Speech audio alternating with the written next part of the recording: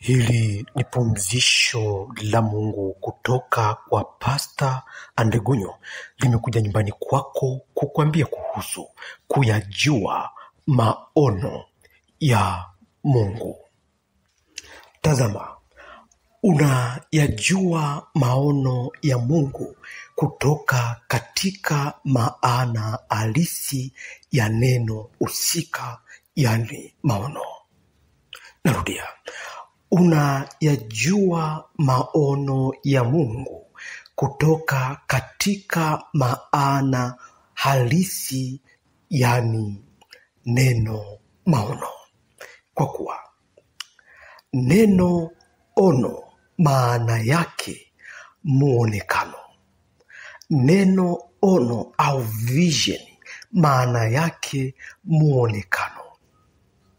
Na neno maono maana yake mionekano. Kwa hiyo ninapokuambia kuhusu kujua maono ya Mungu, na kuambia kuhusu kujua mionekano ya Mungu, muonekano na mionekano ya Mungu. Kwa hiyo popote ulipo leo, upo kujua maono ya Mungu au kujua mionekano ya Mungu, kwa kuwa hakuna kilichopo kisichokuwa na maono. Narudia tena, hakuna chochote kilichopo kisichokuwa na maono, kwa kuwa hata damu ndani ya mishipa yako nayo ina maono. Mtoto aliyozaliwa leo naye ana maono. Biashara ulionayo nayo ni maono. Wewe popote pale ulipo una maono. Nini maana yake una maono? Maana yake una muonekano. Una maono, maana yake una muonekano. Tena si muonekano tu, bali una mionekano tofauti tofauti. Popote ulipo, kama jinsi yeye Mungu alivyo na maono, alivyo na mionekano tofauti tofauti, ndivyo ulivyo wewe popote pale ulipo, jinsi ulivyo na mionekano tofauti tofauti. Kutoka katika muonekano wako, yani ono, na umekuwa katika mionekano tofauti tofauti, yani maono. Naongea na wewe popote pale ulipo kuhusu kujua maono ya Mungu. Na yameitwa maono kwa kuwa ndani yake kunao wanaoishi ono husika. Yameitwa maono kwa kuwa ndani yake kunao wanaoishi ono husika, na hao wanaoishi ono husika ndio wanaitwa wasaidizi wa ono au muonekano, wasaidizi wa muonekano husika. Na ndio maana kwa neno moja ikaitwa maono. Yani ni ono linaloishi pamoja na wanaoishi ono hilo. Ono linaloishi pamoja na wanaoishi ono hilo, au wakufanana, wanaofanana na ono hilo. Ndio maana Mungu, ninapokuambia kuhusu maono ya Mungu au mionekano ya Mungu, na maanisha Mungu pamoja na wewe popote pale ulipo, kwa kuwa wewe popote pale ulipo unaishi ono, yani muonekano wa Mungu, na kwa ujumla ndiyo yakaitwa maono. Kwa kuwa alipokuwa ono, yani muonekano, hakutulia akaumba vitu vyote, akakuumba na wewe, yani uliye ndani ya ono, uanze kuishi lile ono ambalo ndiyo yeye mwenyewe, na kisha ikaitwa maono, mionekano ya Mungu. Kwa kuwa mionekano ya Mungu inahusisha kila kitu kilichopo, jinsi kila kimoja kinachoonekana anakuwa ni Mungu ameonekana. Kila chochote kinachoonekana inakuwa ni Mungu anaonekana, inakuwa ni Mungu anaonekana, kwa kuwa vyote viko ndani ya ono ya muonekano wa Mungu. Narudia, imeitwa maono ya Mungu au mionekano ya Mungu, kwa kuwa vyote vilivyopo vina muonekano, vinafanana na yeye Mungu, na kufanya chochote kinachoonekana kinakuwa ndiyo muonekano wa Mungu. Wewe hapo unapoonekana unakuwa ndiyo muonekano wa Mungu. Chochote popote kinapoonekana ndiyo inakuwa muonekano au ono la Mungu. Na ndiyo maana kwa jina moja limeitwa maono ya Mungu, mionekano ya Mungu. Naongea na wewe popote pale ulipo kuhusu kujua maono ya Mungu.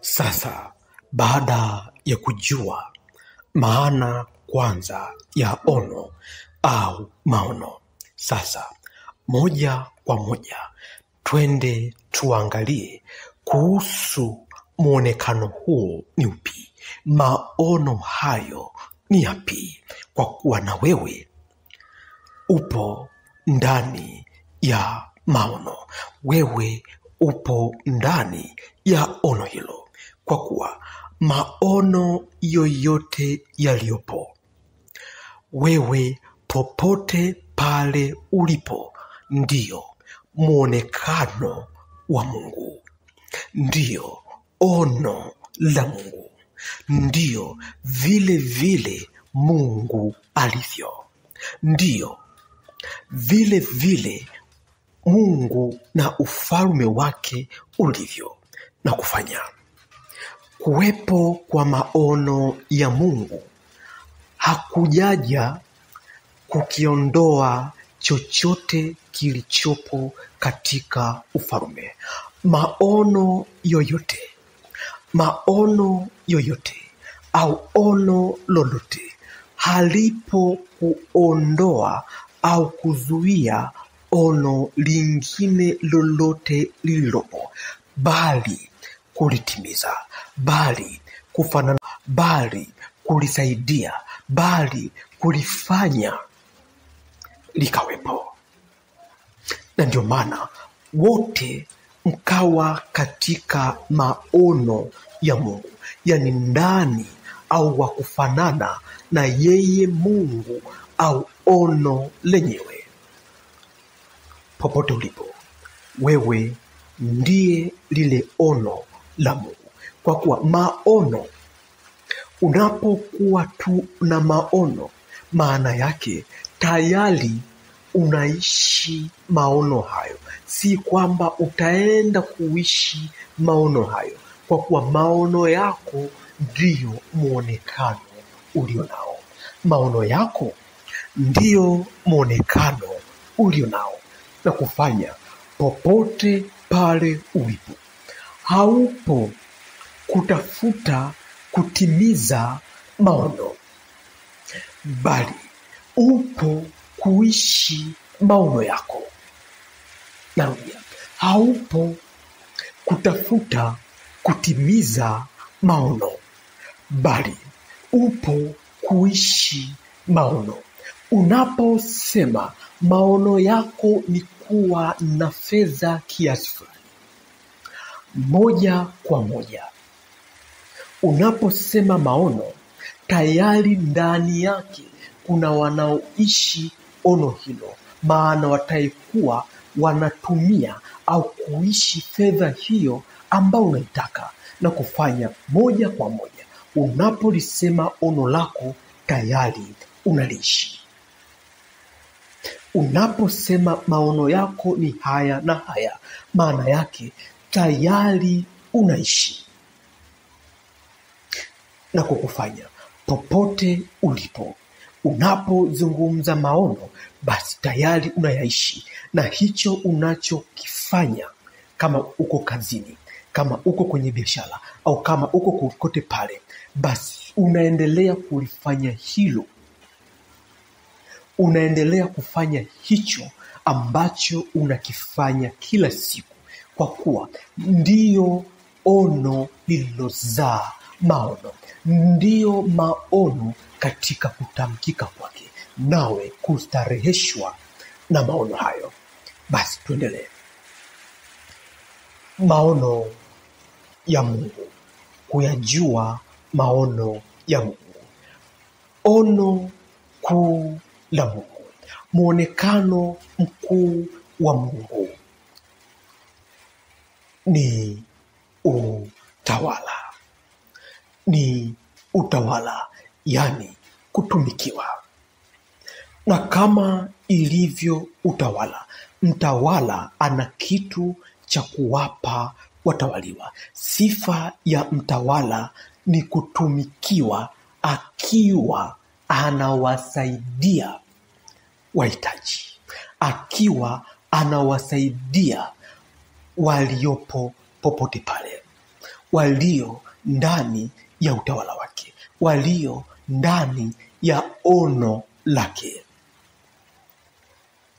Maana kwamba yoyote aliye na maono au ono la kutawala, basi moja kwa moja kwa uwepo wake yeye Mungu mwenye ono la utawala, pale pale anakuwa anakusaidia wewe kutawala, kwa kuwa uko ndani ya ono lake, na jina moja kuitwa maono.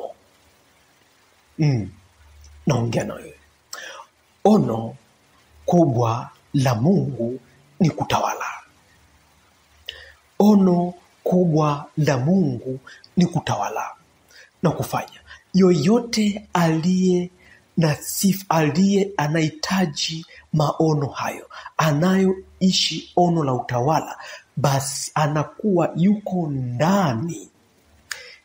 ndani ya ono hilo moja la utawala.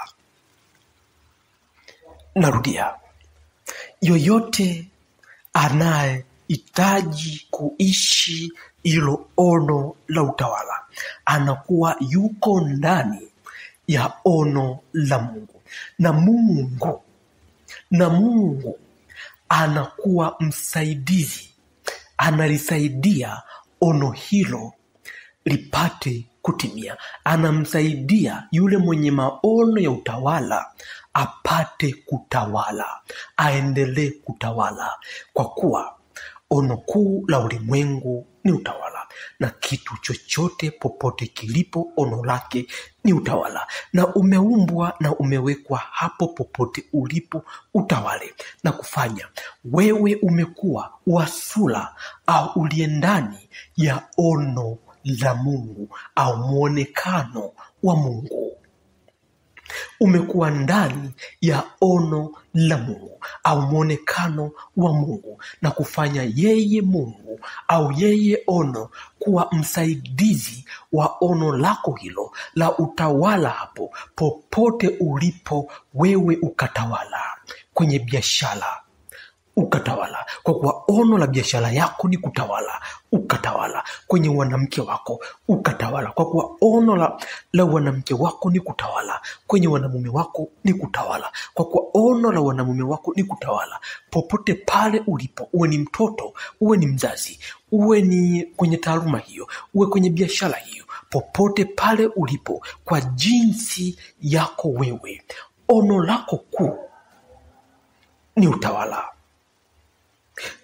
ni utawala, na kila kimoja popote pale kilipo, ono lake kuu ni utawala, na kufanya wote mkawa ndani ya ono kuu la Mungu, yani utawala huo, yani wa kufanana kwa maono, wa kufanana kwa ono, na kwa jina moja likaitwa maono, yani wanaoishi utawala. Ndio hapo, kwa uwepo wako, kama vile Mungu alivyo mtawala, alivyo na ono la utawala, na yeye akawa msaidizi wa wote waliopo katika maono ya utawala, na kisha likaitwa maono. Yani mtawala pamoja na wanaoishi maono ya utawala, mtawala na wote wanaoishi maono ya utawala, akaitwa maono. Ndivyo hivyo popote ulipo, kwenye biashara yako hiyo, kwenye kazi yako hiyo, kwenye wanamume wako, ndivyo unavyoishi, kwa kuwa ulipo hapo wewe ni ono, yani mtawala. Kwa wanamke wako, hakuna anayeweza kuwa mwanamke wa aina yako, hakuna anayeweza kuwa mwanamume wa aina yako. Ndio maana wote wanaitwa kama, au wakufanana, au aliye kama wewe, aliye kama Mungu lakini si yeye, aliye kama fulani lakini si fulani, yupo kama baba yake lakini sio baba, yupo kama watoto wake lakini si watoto, bali wamefanana. Ni baba ana mionekano tofauti, ni mwanamke ana mionekano tofauti, ni mwanamume ana mionekano tofauti, ana maono. Ni biashara yako ina mwonekano tofauti. Ndio maana mwingine katika biashara yako ulifungua, unaambiwa wewe ni kama ya fulani, biashara yako ni kama fulani, ukulima wako ni kama fulani, unataka kufanana na fulani, lakini kimekosekana kitu fulani, na ndio maana wewe ukawa ni wa kufanana na kile. Naongea na wewe popote pale ulipo, kwani kama vile Mungu anavyoishi, si atakavyoishi, anavyoishi utawala wa raha ya milele, anavyoishi maono yake milele. Kwa kuwa wote walio ndani ya maono yake ni sura ya kufanana na yeye, ni yeye katika mionekano tofauti, na kufanya yeye hana haja na chochote katika kukipinga, kwa kuwa chochote kilichopo hakipo kupinga maono yake, bali kuishi maono yake. Na popote ulipo haupo kupinga maono yake, bali kuishi maono yake. Kama vile wewe mtoto uliyezaliwa katika familia hiyo, haujakuja kuipinga familia hiyo, bali umekuja kutimiza familia hiyo kuishi maono, kwa kuwa maono ya familia ni pamoja na mtoto ambaye ni wewe. Maono ya familia ni pamoja na mke ambaye ni wewe. Maono ya familia ni pamoja na mume ambaye ni wewe. Maono ya familia ni pamoja na kaka, dada ambaye ni wewe. Maono ya familia, maono ya ukoo ni pamoja na wewe popote pale ulipo. Maono ya ukoo au familia pamoja na wanyama, ndege, wadudu na kila kitu popote pale kilipo, fedha, afya, ulinzi, uzima na vingine vyote kwa uwepo wake popote pale. Maono ya taifa lako ni pamoja na wewe. Wewe umetimiza maono ya familia, umetimiza maono ya taifa lako, umetimiza maono au unaishi maono ya taifa lako, ikiwa na maana wote walio katika taifa lako, wote walio katika ukoo wako, wote walio katika ndoa yako, wote walio katika familia yako wapo ndani ya maono yako. Haijalishi ni wanyama, wengine ni wakali na wenye sumu. Haijalishi ni fedha na kusikika kwa utishi wake. Haijalishi ni moto na sifa ya kuunguza kwake. Haijalishi ni baridi na sifa ya kugandisha kwake. Haijalishi ni mto na sifa ya maji yake. Haijalishi ni chochote chenye sumu kwa muonekano wake, bali vyote vipo kutimiza. Ni vya kufanana, ni mionekano yako tofauti tofauti. Wewe hapo popote pale ulipo. Kwa hiyo kuishi kwako hakupingi chochote, bali kuishi kwako kunatimiza chochote. Narudia, kuishi kwako haupingi chochote, bali kuishi kwako unatimiza chochote. Wani umekuwa muonekano wa chochote. Naongea na wewe popote pale ulipo. Kwa hiyo ulipo popote, haujawepo kupinga chochote, bali kukitimiza chochote. Kwenye ndoa yako, kwenye familia yako, kwenye ukoo wako, kwenye kabila lako, kwenye taifa lako, kwenye ardhi na kila kimoja popote pale kilipo, upo kutimiza au kuwa na muonekano wa chochote. Kwa kuwa chochote kilichopo kwenye familia yako au popote pale kipo kutimiza maono yako, ono lako, yani ni kilicho katika maono yake.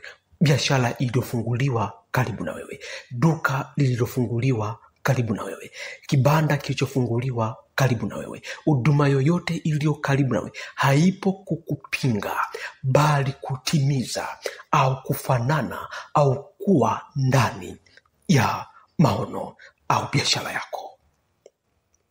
Popote ulipo, neno hili ni pumzisho kwako, yani ni starehesho, ni uponyaji, ni muujiza, ni maombi, ni chochote popote kwa hitaji lako, kwa kuwa upo hapo kutimiza na haupo hapo kupinga. Kwa hiyo chochote kilichopo kipo kuishi maono yako, kipo kuyastarehesha maono yako, kipo kukupumzisha, kipo kukupa raha. Ndio maana na kutamkia popote ulipo, chochote ulichokuwa hauwezi kufanya, ukiona kuna chochote kipo kinakuzuia usifanye, leo kile ambacho kilikuwa kinakuzuia kimepata pumzisho, kimepata msaidizi.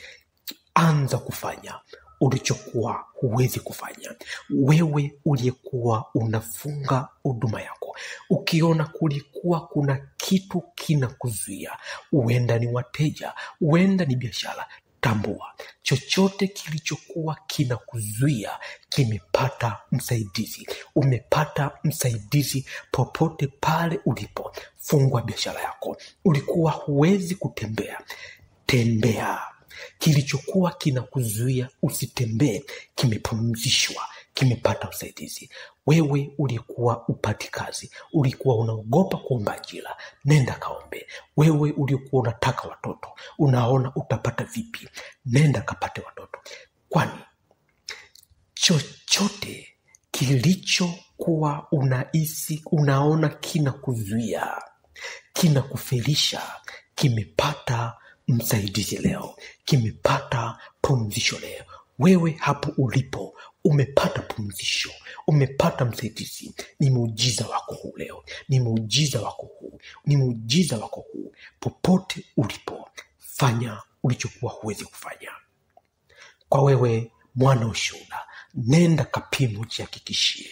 Ulikuwa na pressure, nenda kapime, nenda kapime. Ilikuwa unahisi inakuzuia usifanye vitu fulani, haipo tena, imepata msaidizi. Sukari ya kupanda, kansa, HIV, nenda kapime sasa hivi.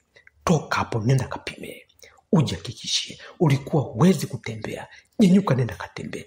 Tena nenda pale pale ambapo alikupima na kukwambia una kitu hichi. Si kwamba alikuongopea, bali kwa kuwa sasa umepata pumzisho, umepata msaidizi. Chochote kilichokuwa kinakusumbua, chochote ulichokuwa unaona kinakuzuia, kimepata usaidizi, kimepata msipumzisho. Umepumzishwa hapo ulipo. Nyenyuka sasa hivi, nenda kafanye ulichokuwa unataka kufanya, na hakuna cha kukuzuia, kwani chochote cha kukuzuia kimepumzishwa, chochote cha kukuzuia kimesaidiwa. Hapo ulipo umepumzishwa, umesaidiwa. Pokea pumzisho hili na amani ya furaha ya pumzisho hili, ya kujua maono ya Mungu liwe